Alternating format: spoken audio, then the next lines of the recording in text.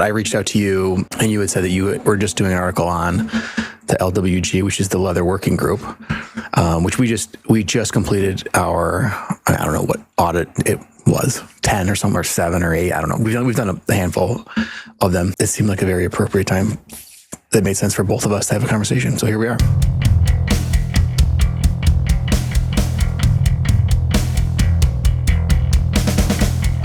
I'm excited to talk more about it. Lately, the concept of sustainability has been creeping into my discussions with people around the industry, not just booze, but also like in apparel and stuff. And like the stuff I do on my channel is the emphasis is like casual, durable stuff and heritage stuff, and like sustainable, like quietly it's about sustainability, but you usually can't talk too loudly about sustainability or guys get turned off. Or it sounds like it's going to be preachy or something, you know, even if it's not personally important to someone, it's a very influential force in the industry, right? There are a lot of other businesses that use a lot of water and energy that go into that making products that people wear.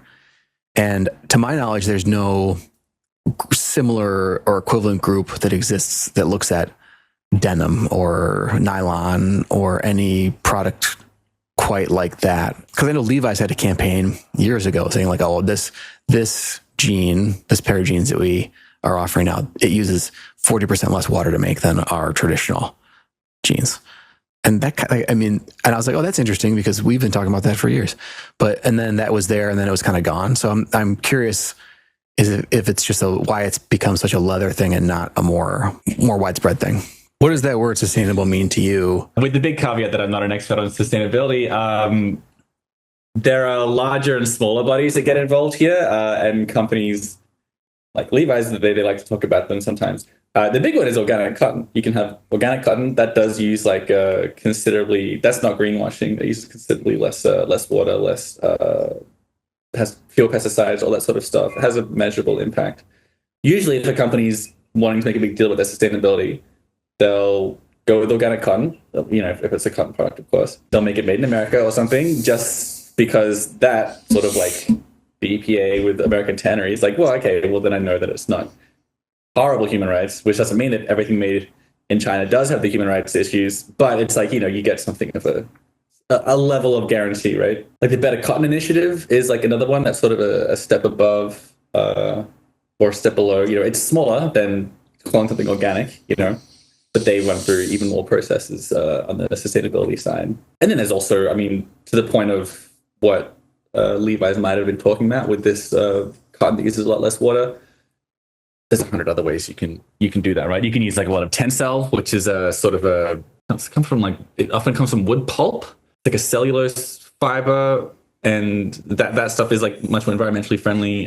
Stuff almost always gets washed before it leaves the denim factory. They'll take water out of the environment. They'll turn like outdoor humidity into it, into the process to produce the same effect. There are other bodies that focus more on, they'll audit your factories to make sure the labor practices are fine. Mm-hmm. Child labor is one, of course. I guess that's the main one. But also, you know, that they're not getting, it's not sweatshops that, you know, people right. are being made to work 20 hours a day. Yeah, we've done those. Yeah. So you get those coming into it as well. People do worry more, I think, in general about that stuff for clothes than they do about leather. Like, you hear the word sweatshop a lot talked about clothes, and you rarely hear people worried about that with their leather goods. For most people, when they come into the discussion in the world of leather, they think, oh, okay, all leather is either chrome tanned or veg tanned, which is not true, of course. But, you know, you start out, like I think I used to think that as well. It's all either veg or chrome, and if it's chrome, then it's bad. Both those things are false, but still, you got to start somewhere, right? And then you got to break down what the issues can be with leather, and it's not just that chrome tanning is bad or can be bad, because there's also there's the ways in which chrome can be bad, as far as like, you know, runoff into local waterways or harm to the workers and so on, if it's not well regulated. But there's also the MG and water management and stuff, like the more broader approaches to sustainability that you'll find people getting audited, or at least talking about that in just about every industry. Is this facility using too much energy, too much water for the purposes that it's here for? But then also there's stuff on how durable the leather is. I mean, what is it? How many square feet or square yards? What's it measured in when the LWG come around? Square feet here and square meters everywhere else. Yeah. Right. And then they'll even start folding in like in employee health practices and that sort of stuff, right? Like employee safety, that becomes part of it. I mean, the average person has like a vague idea of what sustainability means, and it doesn't need to be any more precise for that person than that. How do we score this? How do we assess when does something fail on the sustainability scale? Because it's not usually a binary thing.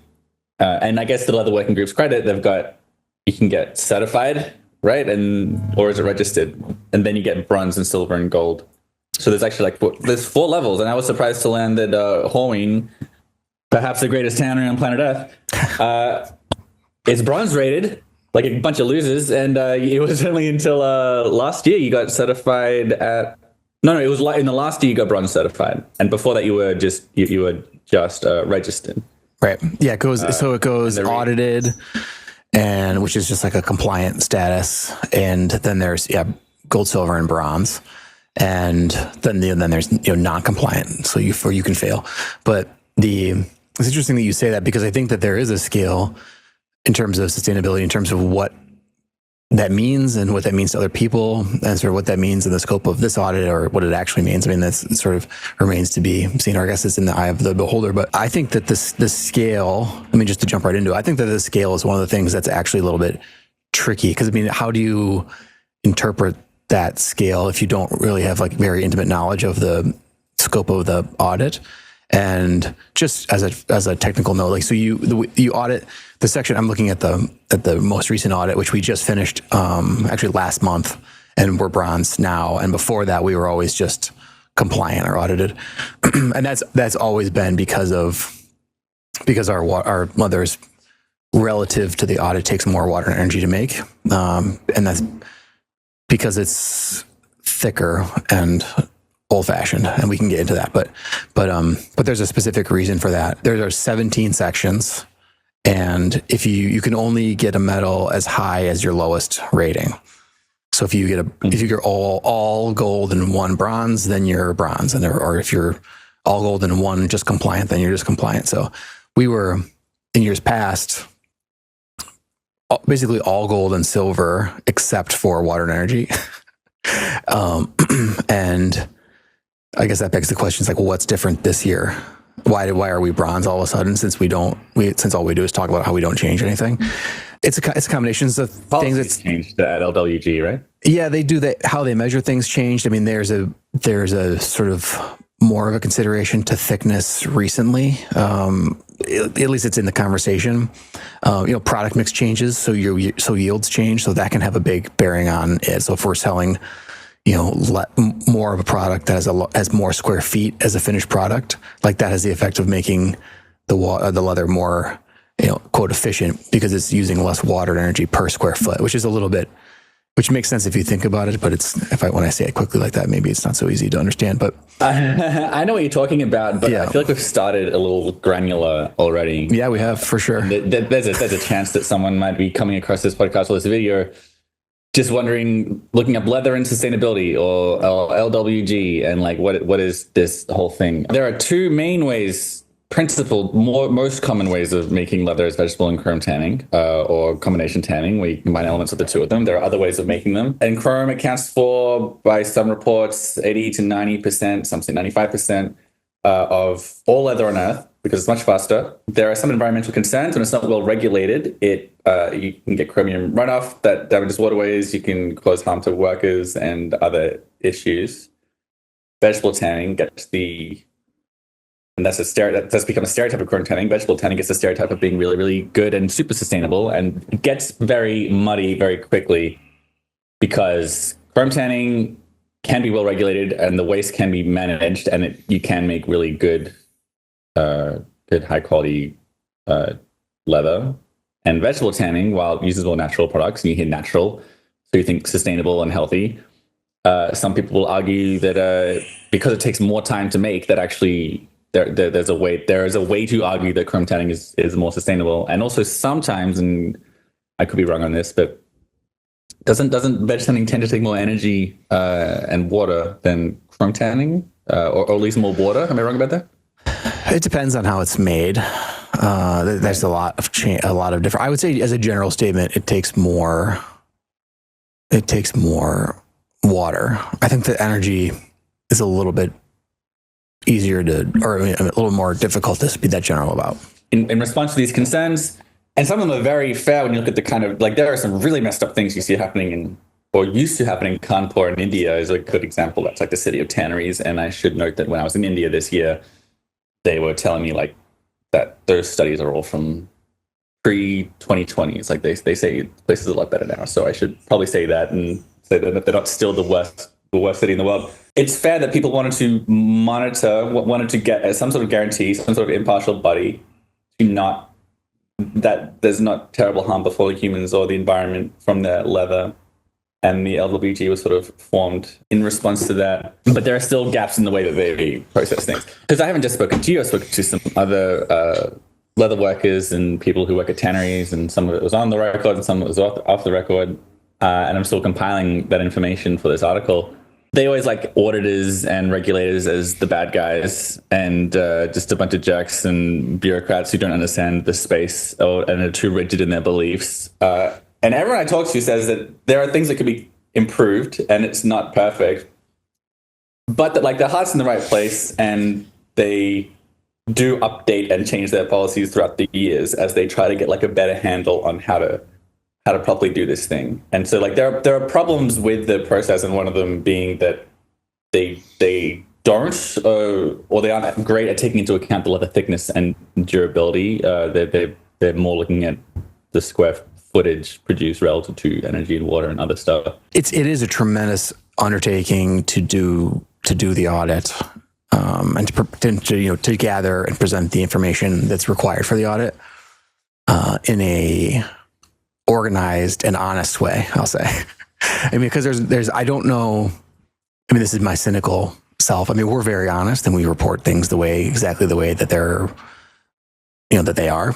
But I don't know. I mean, I can't speak to if everyone else is doing that. So that's one of the things. And the auditors do the best they can. I mean, they come to our tannery. I can only speak to our tannery. They come and they're here for 3-4 days, and they walk through the place top to bottom and look at all the utility data and square footage and what we've shipped and our employees and how many hours they work and all that good stuff.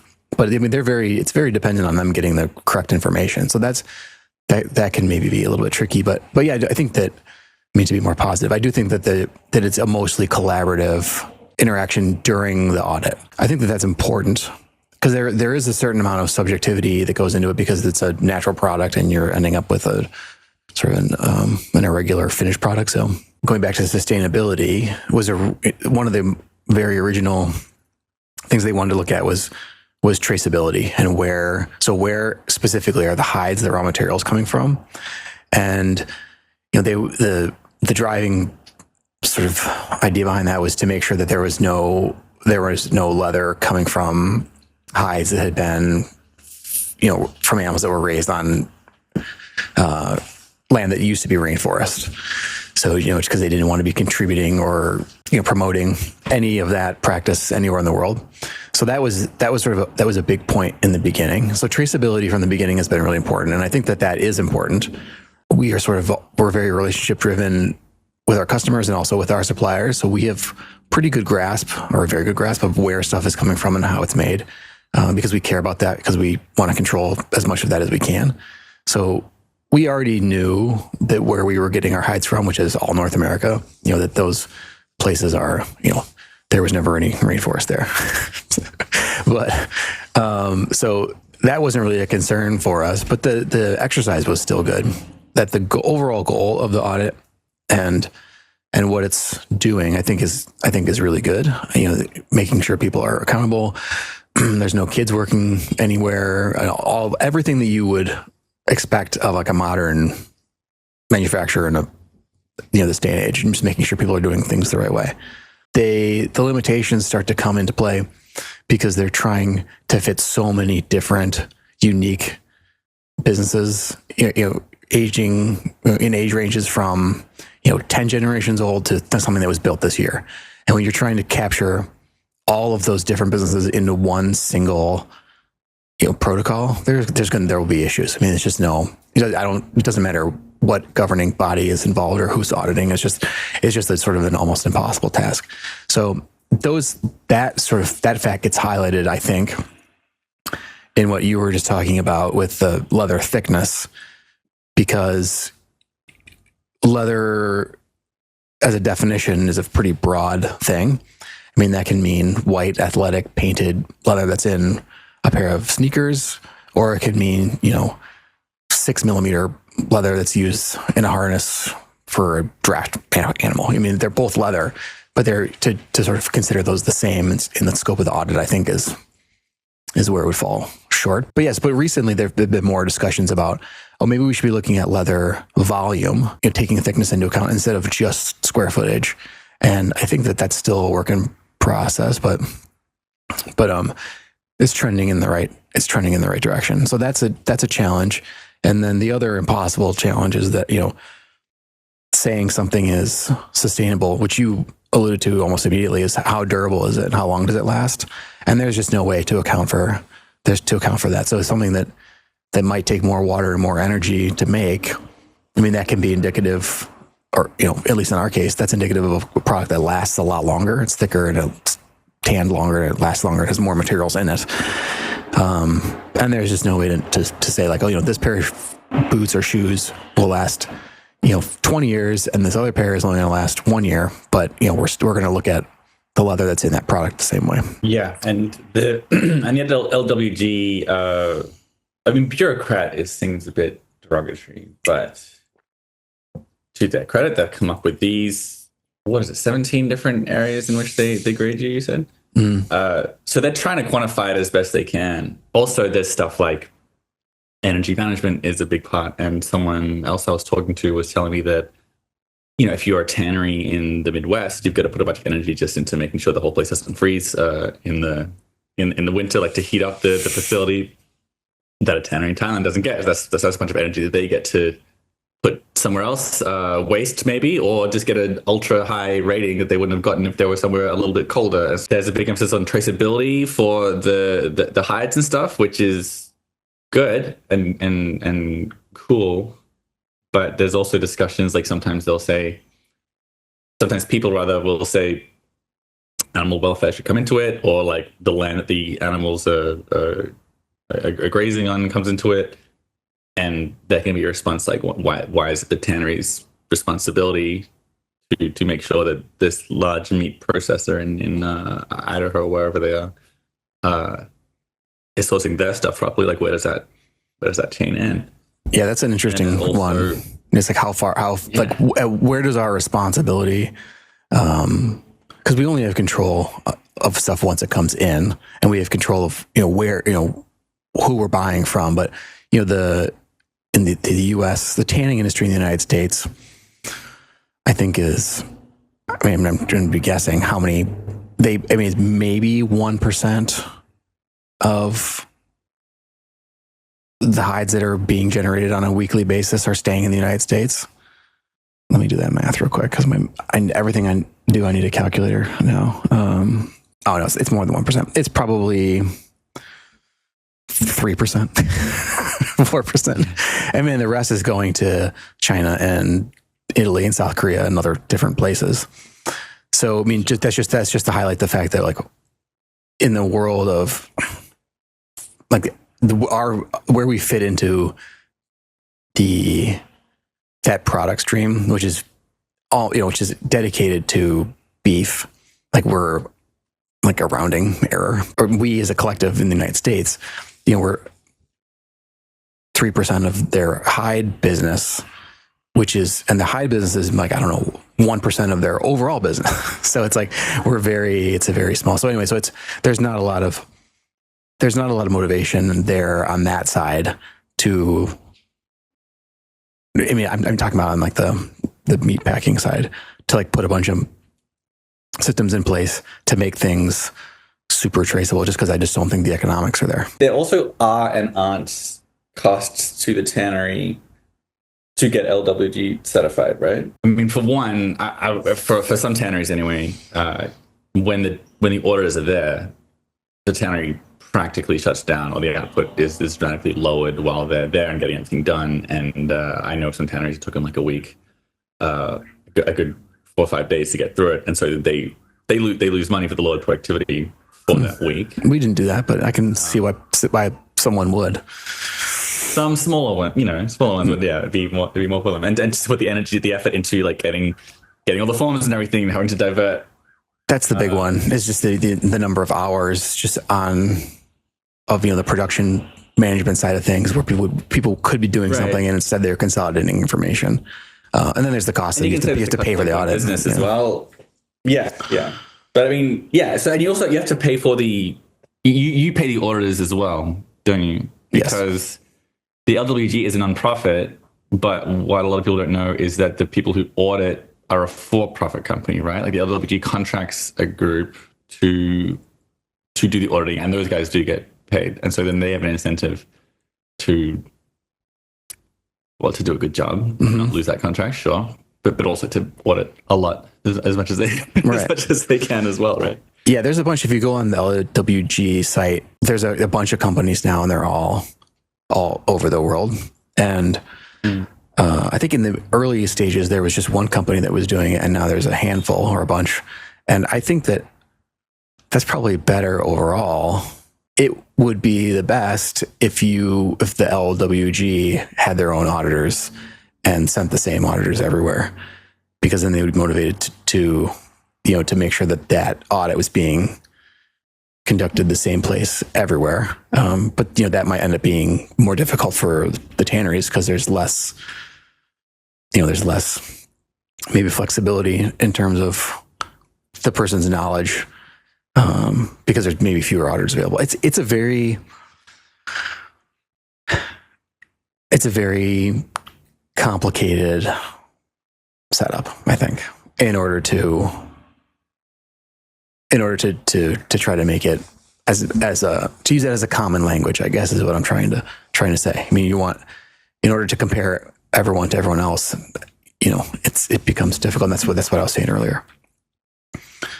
Right. And what's another interesting part of that is that I can see someone's response being, okay, so then in the auditing process, there should be a step where the auditing process itself gets like overlooked by, let's say, a oversight committee made up of tanneries and leather workers that have an idea of what the practical reality is on the ground at the tannery, right? And they do that at the leather working group, but you can't win sometimes because that is a good idea.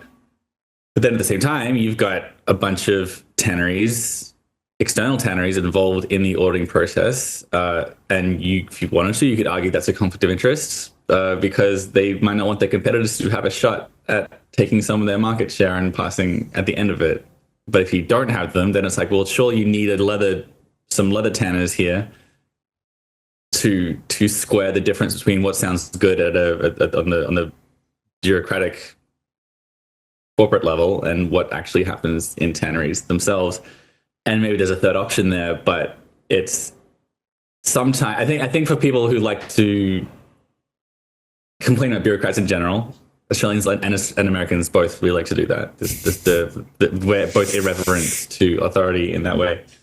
A good thing I love the working group is, like we've said a couple of times, they do appear to be responsive to complaints. Not 100% of them, because no one can be, but they're pretty responsive to. Oh, okay, well then we will get some other tanners involved throughout the process, and then it's like, hey, well now that's a conflict of interest, and it's like, okay, we'll work on that as well. Like I'm sure they're still working through it, and that's what I understand is that the process is always getting refined, and it is not perfect, and nothing is.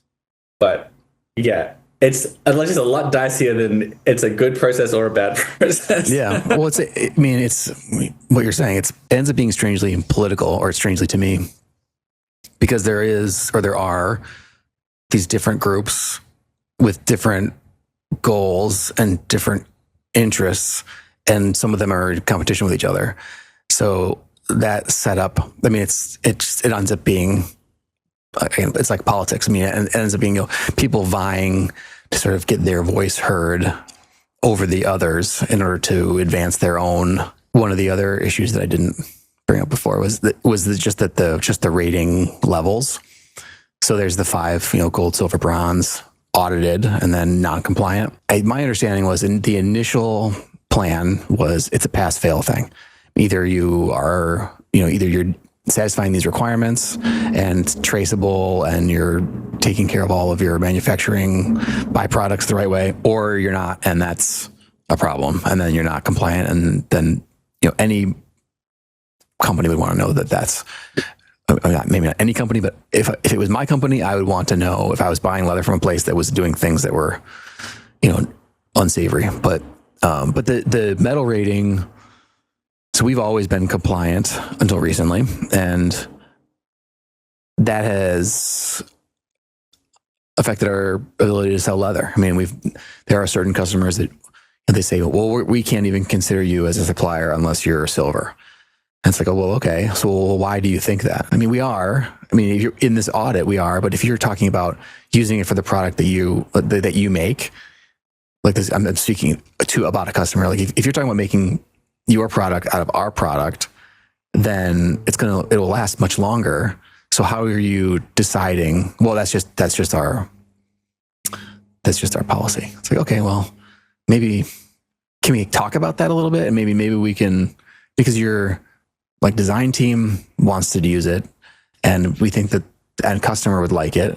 Of course we think that of our own product, but so to just say we're not using it because of this, because you're not silver, seems like overly restricting. And again, I'm saying that because I want to be able to sell that leather for that business, but it's just indicative of, trying to make something give it a very specific quantification onto something that's very complicated.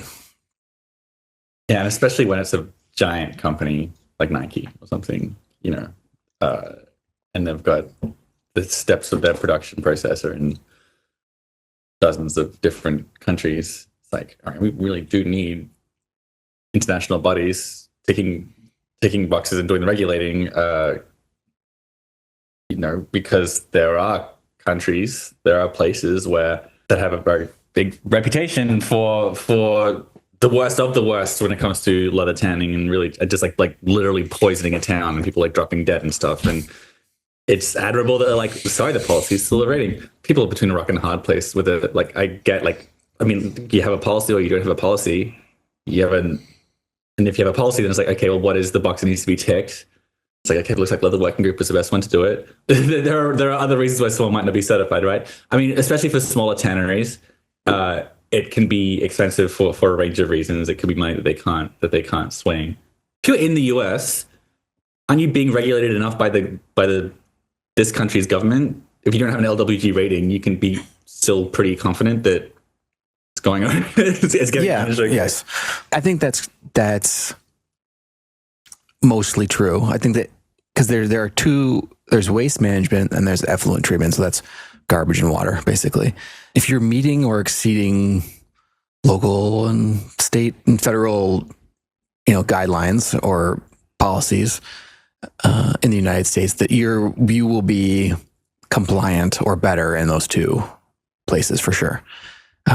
Just because the amount of oversight here just is it exceeds, the baseline in the audit itself. So, and I think that's actually probably the case in a lot of places these days. Not all of them, but in developed places for sure. Working conditions and is everyone the right age to be working there? I mean, it's just there's enough oversight to make sure that those, we don't there's the social audit component. We're not worried that they're going to come in and be like, oh, well, they're going to find out all these things that we do. So they're not a thing, and they haven't been a thing here ever. And in Chicago, they haven't been a thing for, I don't know, 140 years or whatever, whenever the child labor laws went into effect. I mean, it's not, you're talking about just choosing, you sort of are guaranteed a certain level of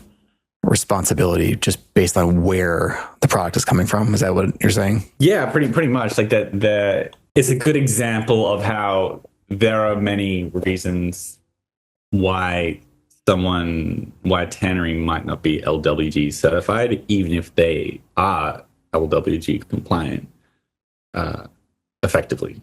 You know, like just costs associated with it. There is an approach out there, and pretty sure I'm guilty for saying in the past, like, let's Chrome 10, make sure it's LWG because you don't want them polluting waterways and stuff. And I should go back and find any videos where I've said that. I'm not sure if I have, but if I have, I should just take them down because I've been learning more about it now. Well, it's not all wrong. My point being that if you don't, like, I get shitty if I'm looking at a pair of boots or a bag or anything like that, and they don't tell you anything about the leather. That shits me. And I understand that that sometimes companies, they want to keep the tanneries a secret, just to keep it away from competitors. Like Trickers, their flagship leather is that Acorn Antique, and I've been asking them for years, and they will not tell me where that leather's from. Maybe a better approach is like, all right, company wants to keep the leather tannery a secret. Fair enough.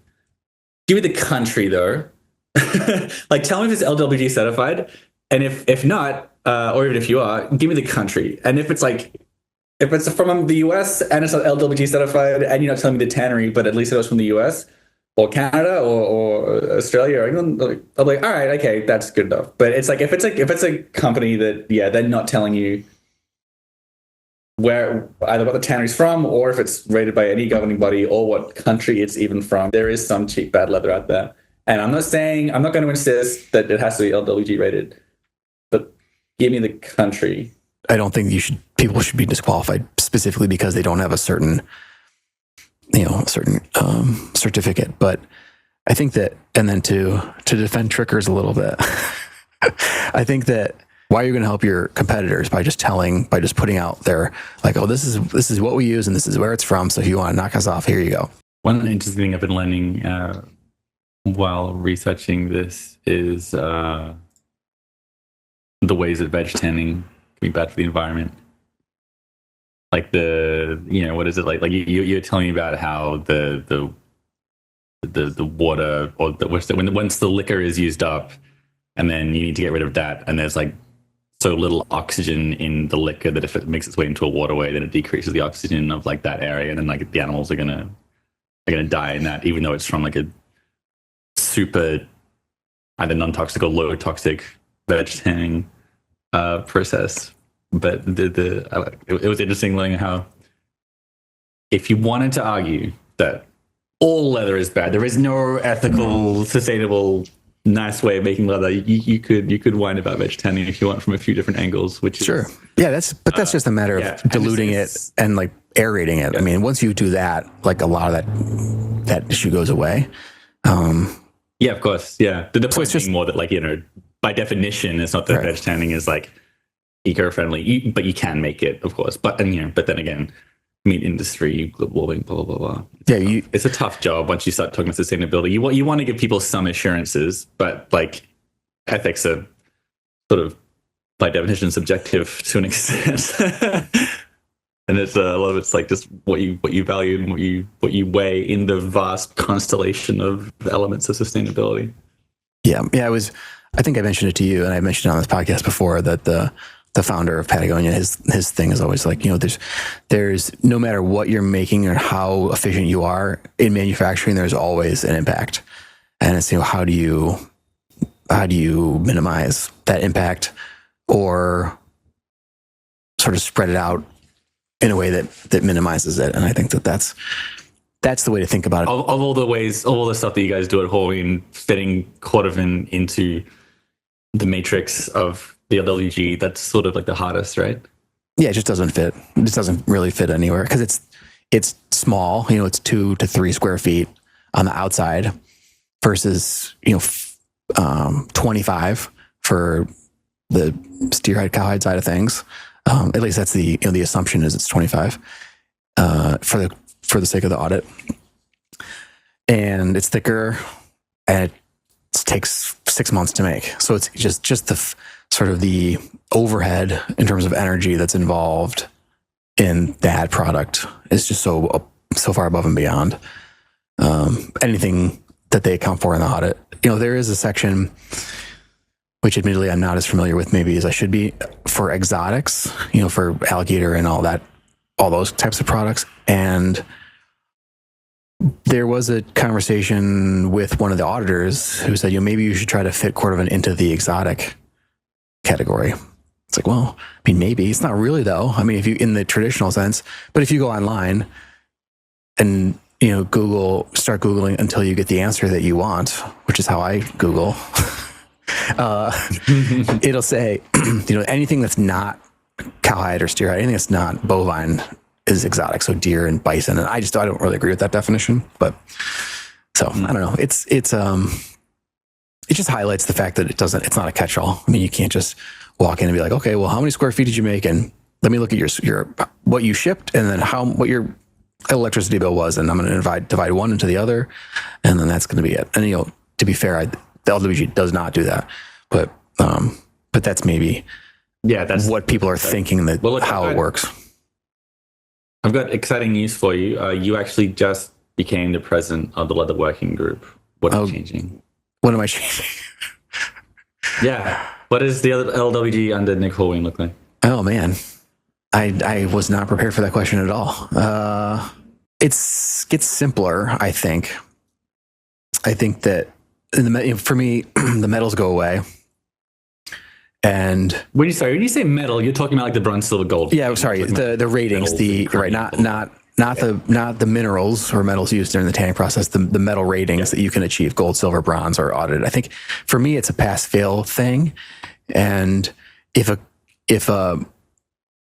particular category is of interest to a particular customer, because the whole thing, a customer that says, I want you to be silver rated, I don't think that they're so concerned that you're anything other than compliant in terms of, I'm guessing, your operating permits. Like, do they want you to be gold in your operating permits, or they just want to make sure that you're permitted and you're following the rules? And like, if you're bronze, like, we wish you were gold, but like, you're still, doing fine. So it would either be to get rid of those ratings or to simplify in terms of like what actually the customers are looking at and making that determination around. Because I think it limits choices to the end consumer, because customers they're sort of self restricting what they can buy. So that would be one thing, which would make things easier, I think. But I'm sure in my very narrow, self-serving view of this, that there might be a problem with that. But yeah, and I guess to make it, that would also have the effect, or I would hope it would have the effect of making it more accessible.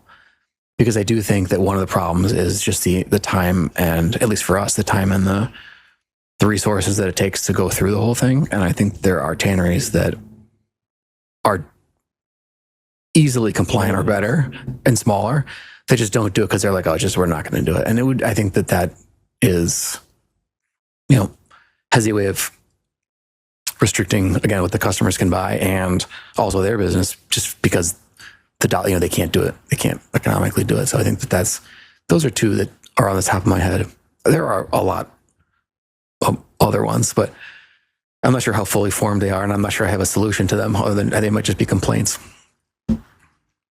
Yeah. Yeah. And I think if there's one takeaway from this podcast, it could be, this is a fallen world, like a little Christian. It's a fallen world. Things are imperfect down here. And there is not, when you're having thorny ethical issues that have a million different contributing factors, all the way from Amazon deforestation to effluent management in Milwaukee to employee treatment in India and different types of animals and different leather thicknesses, different durability levels, different use cases, from workout shoes to bridle harness to bridle leather. It is perhaps impossible to have a perfect solution that works for everybody. Yeah, it is impossible. the best you can do is hope to have this regulating body that at least is doing their best and regularly updating the way they do things to try and make it as fair as possible. And we should also at the same time acknowledge that there's no way to make everyone happy, but at least they're not saying these are the policies and we've landed on them and it's done. Like they're still working through it. They're still finding other ways to make it fair to tanneries. But there's no end point.